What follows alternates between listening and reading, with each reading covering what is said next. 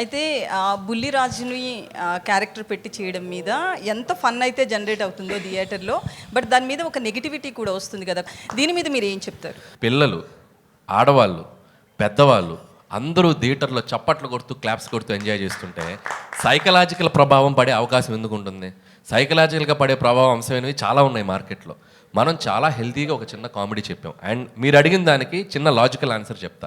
ఇదే topic censor officer దగ్గర కూడా వచ్చింది. సెన్సార్ ఆఫీసర్ కూడా సినిమా అంతా చాలా మెచ్చుకున్నారు. ఆవిడ చాలా బాగుంది కదండి, కొద్దిగా మార్చండి అని చెప్పారు. మేము మార్చాము. ఆవిడ అడిగినప్పుడు నేను ఒకటే చెప్పా, ఇప్పుడు మనం ఒక స్మోకింగ్ ఇంజూరియస్ టు హెల్త్ అని చెప్పి థియేటర్కి రాగానే ఒక టైటిల్ కార్డ్ వేస్తున్నాం.